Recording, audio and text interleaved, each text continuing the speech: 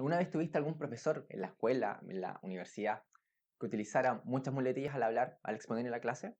Yo, por ejemplo, en el colegio, en la escuela, tuve una profesora que cada vez que decía una frase, cada vez que decía una idea, terminaba siempre con el sonido una clásica muletilla que todos tienen.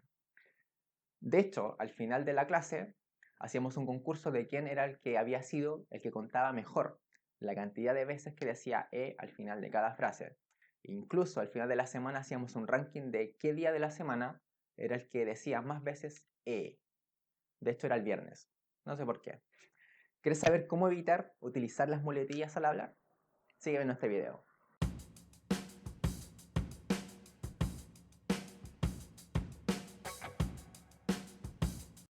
Hola nuevamente, mi nombre es Pablo Orrega y te doy la más calurosa bienvenida a este nuevo video. Y si esta es tu primera vez en este canal y quieres aprender sobre comunicación efectiva y cómo realizar las mejores presentaciones, suscríbete y presiona la campanita para no perderte absolutamente ningún contenido. Ahora bien, ¿qué es una muletilla? Una muletilla es el diminutivo de muleta. Una muleta no es nada más que un apoyo. Justamente la muleta es cuando una persona no puede caminar bien. En este sentido, una muletilla viene siendo como una especie de apoyo lingüístico cuando estamos hablando, cuando estamos elucubrando nuestro discurso. En ese sentido, a priori, una muletilla no es mala, no está mal decir una muletilla, no está mal tener este apoyo lingüístico en nuestro discurso, sino que se vuelve indeseable cuando se repite una y otra vez a lo largo de nuestro discurso. Cuando repetimos considerablemente una frase, una palabra o un sonido, esto se vuelve molesto. ¿Por qué? Porque no aporta ningún significado, no tiene significado que le agrega al discurso, por lo tanto no aporta nada a lo que nosotros decimos. Son palabras simplemente de relleno, sonidos de relleno. ¿Y cuándo las usamos? Fundamentalmente las usamos, como te dije en la definición, cuando queremos utilizarlas como apoyo. Y eso quiere decir que las usamos cuando no tenemos la suficiente fluidez para emitir un discurso, cuando no recordamos lo que queremos decir o no sabemos simplemente lo que queremos decir y por eso utilizamos estos rellenos, estos sonidos para poder recordar, tener más tiempo para recordar lo que queremos decir. También cuando nos olvidamos de las palabras precisas que queremos decir en nuestro discurso, no nos acordamos de una palabra y por lo tanto utilizamos estos sonidos, estas palabras para rellenar mientras nos acordamos de la palabra precisa, justa que queremos utilizar. También cuando nos incomodan los silencios. Como no recordamos a veces lo que queremos decir, en vez de quedarnos callados, nuestro cerebro reacciona instintivamente a rellenar el silencio con un sonido o una palabra que en realidad no le agrega ninguna utilidad, no le agrega nada al discurso. Y también una falta de concentración. Cuando estamos pensando en cómo estamos vestidos, qué es lo que la gente piensa de nosotros cuando estamos hablando, si nuestras ideas están siendo bien captadas, si estamos ejerciendo una comunicación efectiva, no estamos presentes en esa misma comunicación. Una parte de la comunicación efectiva es estar presente, es estar concentrado en lo que estamos diciendo y justamente en recibir el feedback de la gente.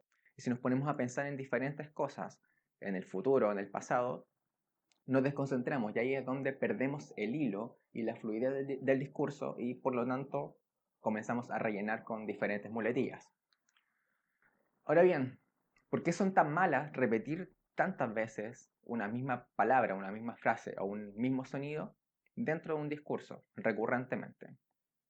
Y esto pasa porque genera estrés en las personas que te están escuchando, en las personas que te están poniendo atención. Y eso los abruma porque genera una especie de ruido como un siseo que finalmente satura la comunicación y eso termina produciendo ansiedad en la gente. Por lo tanto, estás abrumando la comunicación, saturando la comunicación y eso implica que no vas a comunicar de forma efectiva. Y además eso genera una mala imagen, una mala percepción de ti como comunicador o como exponente, si es que estás hablando en público. Y eso sucede porque muestras inseguridad al hablar. Inseguridad en lo que estás diciendo, inseguridad en lo que estás tratando de decir como mensaje. Y eso puede deberse a una falta de preparación. Deja esta imagen en las personas que no te preparaste lo suficientemente bien como para estar hablando ahí frente en el público, en el escenario o hablando uno a uno. Hoy también dejas que no sabes lo suficiente del tema para estar hablando ahí como un experto o como alguien que sabe. Por lo tanto, no tienes el conocimiento suficiente y por eso tienes que utilizar este tipo de artimañas lingüísticas para darte más tiempo para pensar una palabra o una frase o la idea o conectar dos ideas en el mismo discurso. Y eso disminuye la fluidez de lo que estás diciendo.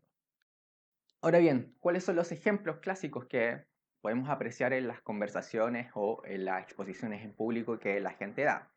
El primero, te voy a dar 4 ejemplos. El primero es los clásicos, el o el como la historia de la profesora que te conté.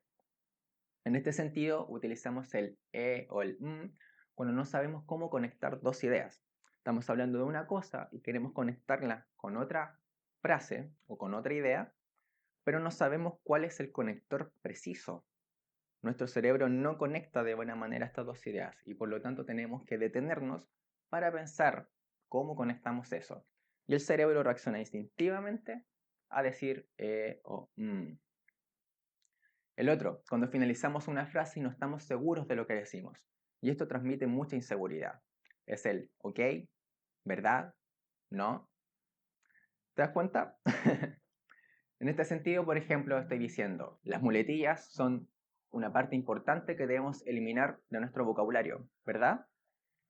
Eso da la sensación de que no estás seguro de lo que estás diciendo y que por lo tanto necesitas reafirmarlo, dar una confirmación, que la otra persona te confirme que efectivamente lo que dijiste es cierto. Y eso es inseguridad.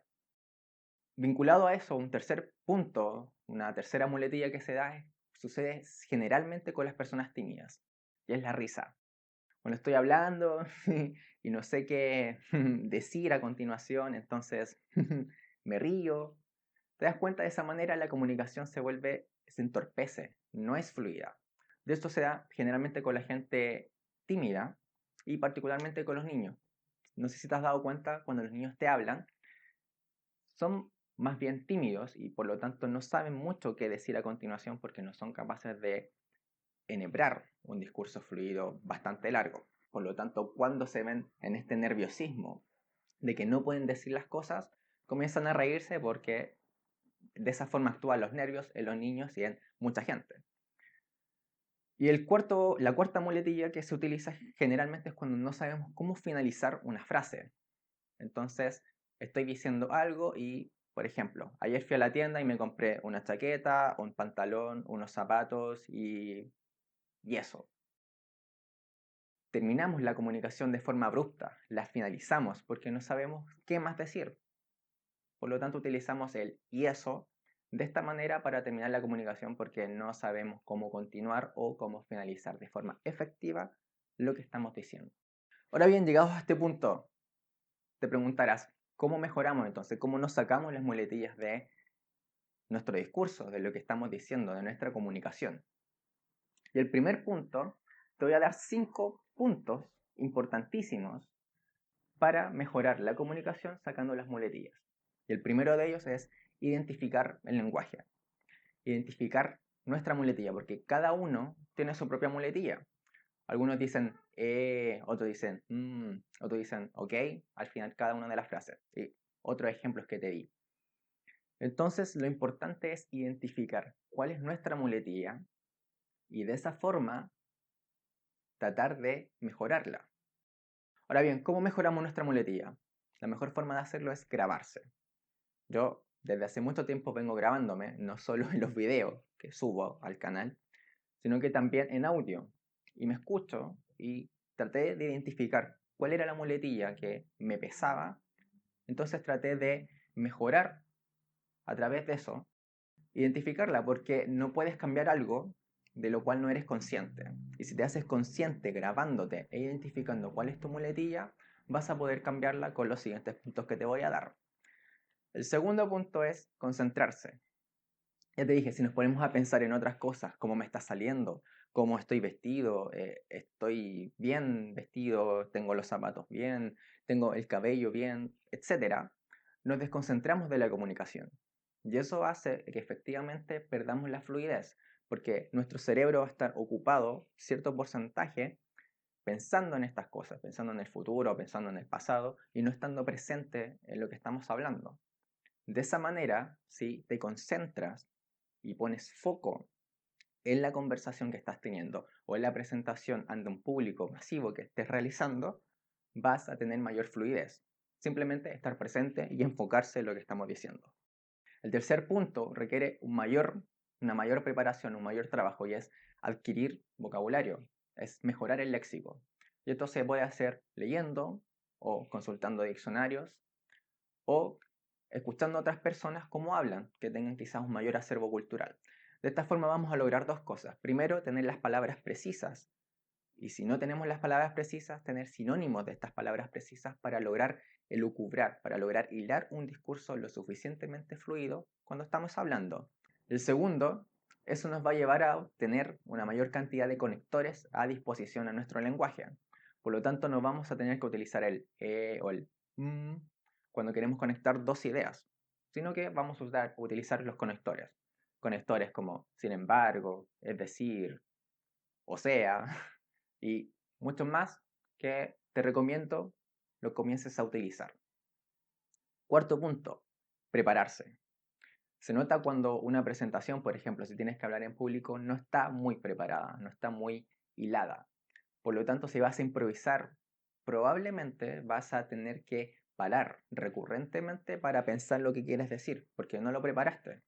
Si lo preparas, vas a saber vas a tener al menos la estructura básica, es decir, inicio, desarrollo, cierre y probablemente pequeños puntos intermedios, un punteo de ideas para lograr hilar y conectar cada idea para generar este discurso completo. Entonces, prepararse siempre es lo mejor. Y quinto, creo que esto es lo más importante y lo que la gente no utiliza recurrentemente, son las pausas. Es decir, utilizar silencios cuando no sabemos qué decir porque es natural. A veces pasa que no sabemos qué decir, no sabemos cómo decirlo. Por lo tanto, tenemos que comenzar a utilizar las pausas en vez de utilizar rellenos de sonidos o palabras que no agregan nada. En este sentido, las pausas son superiores a las palabras o los sonidos de relleno por dos cosas. Porque efectivamente agregan cosas al discurso. Si tú haces una pausa en medio de una frase, le vas a agregar dramatismo. Y con eso inmediatamente la gente te va a poner atención. Va a decir, su cerebro va a comenzar a pensar, uy, ¿qué va a decir a continuación que es tan dramático? Entonces van a poner mucha más atención a lo que tú estás diciendo. Y en este sentido hay que distinguir entre una pausa abrupta y una pausa natural. Porque claro, puedes estar hablando y de repente hacer pausas que solo van a ensuciar el discurso. ¿Te das cuenta cómo lo acabo de hacer? No es natural pausar en medio de una frase, hacer un silencio porque no te acuerdas de lo que quieres decir. Es siempre, después de cada frase, establecer una pequeña pausa para respirar, primero para respirar y segundo para pensar lo que tú quieres decir. De esa manera vas a lograr mayor dramatismo, la gente te va a poner mayor atención y vas a tener el tiempo suficiente para pensar. Como lo acabo de hacer yo, ¿ves? Utilicé 3 pausas, no sé si te diste cuenta. Si no, retrocede un poco el video y te vas a dar cuenta que las pausas son muy efectivas. Entonces, ¿por qué todo esto es importante? Básicamente por una razón, porque las personas tienen actualmente el mayor poder para seleccionar a quién quieren escuchar. Puede ser por internet, por ejemplo, online, en un video como en YouTube o en Instagram, donde la gente tiene todo el poder a un clic o en su dedo para pasar a otro video, para pasar a otro contenido y no escucharte. Si no eres lo suficientemente entretenido y si no eres lo suficientemente fluido en tu discurso, por lo tanto no puedes explicarte de buena manera lo que sea que estés explicando. Porque es un fiasco si el discurso se interrumpe cada 5, cada 10 segundos por una muletilla, si generas este ruido y terminas abrumando al receptor, a la persona que te está escuchando o las personas que te están escuchando. Y esto es fundamental porque no te hace crecer solo profesionalmente, no te hace ser más persuasivo en el ámbito profesional, sino que también en el ámbito personal. te vuelves más efectivo a la hora de comunicar, tanto con tus pares profesionalmente como con tu familia o con tus amigos. Porque recuerda, un discurso efectivo consta de tres cosas: una entonación adecuada, un lenguaje verbal y no verbal que sean congruentes con lo que estás diciendo, y un discurso fluido. Y la fluidez se gana no usando muletillas. De esta manera vas a ser más persuasivo y vas a ser apreciado como más carismático por la gente. De hecho, en el próximo video te voy a hablar sobre cómo ser más carismático, diferentes técnicas y diferentes formas de utilizarlas. Así que si no quieres perderte ese contenido que pronto va a salir, suscríbete aquí, en este botoncito, y presiona la campanita para que tengas la notificación perfecta en el momento en que se suba el video. Y si quieres seguir mejorando tu comunicación, te dejo este video de acá donde hablo sobre 4 gestos poderosos para mejorar tu comunicación no verbal y ser más influyente y mucho más persuasivo. Así que sin más, hasta la próxima.